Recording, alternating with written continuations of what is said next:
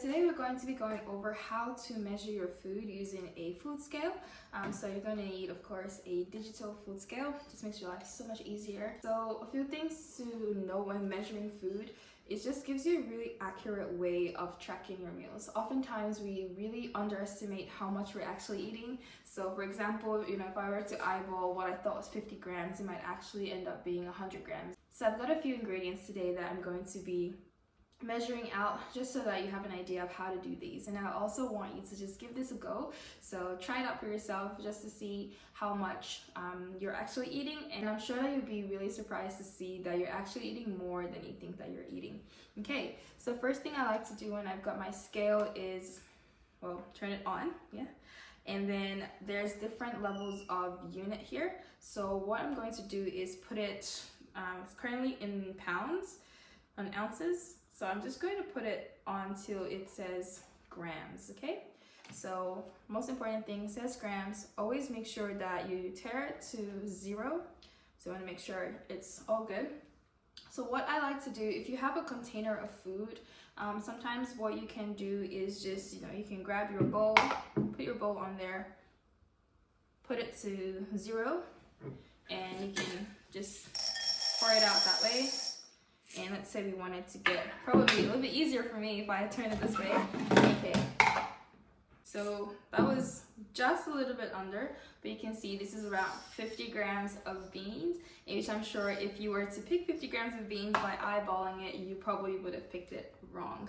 So that's just a really good way just to measure, and I'll show you how to use MyFitnessPal to track these as well, so you can see how many calories that you're actually eating from there. Another food that people find a little bit challenging to do is things like your spreads. So if you're making a piece of toast and you go, oh, I have no idea how much peanut butter I'm actually using. We're very bad at estimating how much a serving size of peanut butter is. So just looking at the back of the serving, you read it just says average quantity per serving, and it tells you it's 20 grams. So 20 grams has 126 calories, okay? So when we kind of eyeball it, a lot of people put so much more than 20 grams on their meals and end up racking up a lot of calories without even realizing. So a really easy way to measure peanut butter or any sauces is to put the whole thing on the scale and then make sure you put it to 0 first, okay? So I should have opened this first. Open that and put it to 0. This is a serving size of peanut butter. This is 19 grams of peanut butter.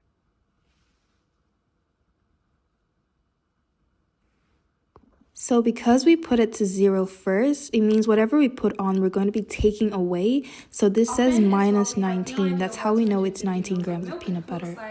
Without measuring it out. So just a really good idea to have a visual of what that is. I've just got oat milk, but it works the same. Just look at the serving size on the back of the box, and you should be able to see everything on there. So same thing like before.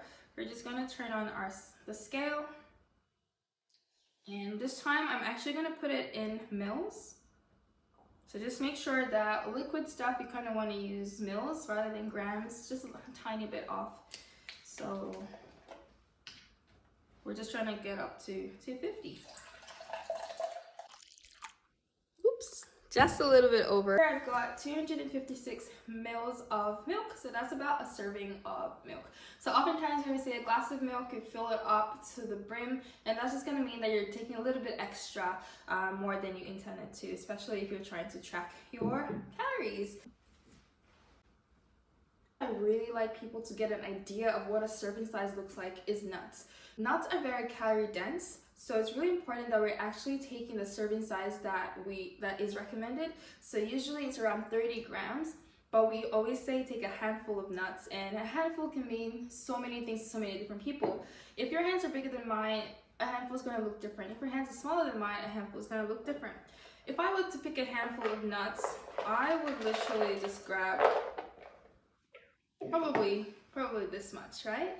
And then let's see how much I've actually put. So I've got 40 grams of nuts in here. So that's 10 grams over what I think I should be eating as a serving size.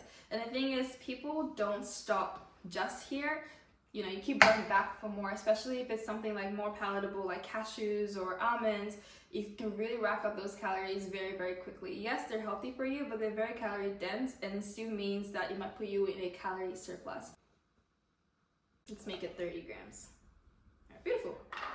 So here we've actually got 30 grams of nuts. And if I put that in my hand, it's still a handful, but like I said, handfuls is very, very subjective.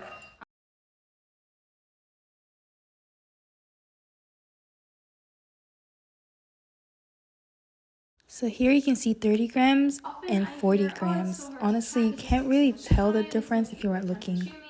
It really doesn't have to be. It would take you an extra minute max, because if, let's say you've already prepped out your meal, you've cooked spaghetti the night before, you have rice the night before, all you need to do is just grab your scale, put your bowl on, put it to 0, and then just pour your meal like you would. So let's say I was wanting to get, I can just do it this way.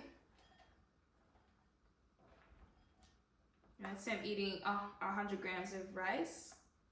Then we could just do it that way. Yeah, cool. And there we go. That is 100 grams of cooked rice, measured out easy. Like you can see, it didn't take me any time at all. It was literally like I was pouring it into my bowl. All you're doing is just taking a little bit more conscious effort to really just figure out how much you're actually eating. A very common but fair question is, do I weigh my food raw or do I weigh cooked? So it really depends on the kind of meals. It's easier for you if you weigh your food when they're raw. For example, if we weigh raw chicken, it's going to be different than when the chicken is cooked, because when it's cooked, it's going to lose a lot of water, so the weight is going to be different. So by putting it in its raw form, it just ensures that you get the more accurate amount of calories for that meal.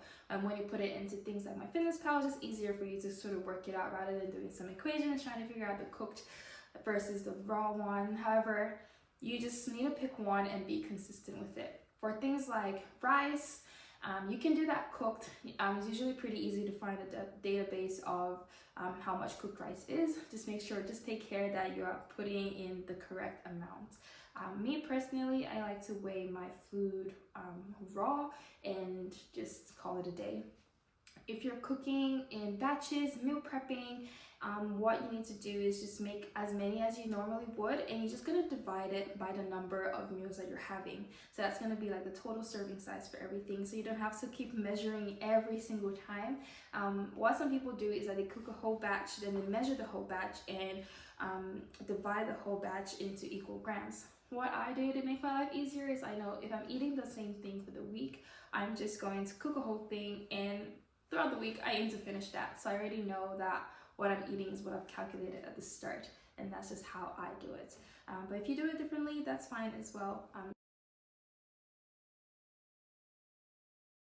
So to track your meals, you're going to open up MyFitnessPal on your phone and click add food. I'm going to just put in the peanut butter that we did from earlier. Be specific with the brand that you're using as well. So it comes up with a serving size, which I'm going to change to 1 gram, and then put number of servings as 19. That way I have 19 grams and it gives me the accurate calories for that meal. Next, I'm going to go to more at the bottom, and then I'm going to click on nutrition. And that's just going to give me all of that data. So you can see protein was 5 grams, carbs was 5 grams, and fat was 9 grams here. And that is it. Simple as that, on how to track your meals on MyFitnessPal. And just measuring all your portion sizes. Like I said before, it's not meant to be something that's restricting you from eating. It's just allowing you to understand your portions a little bit better. So I recommend that you give it a try for at least a week, and just to see how you go with tracking. If you have any questions, comment below, email me, and we're happy to help you.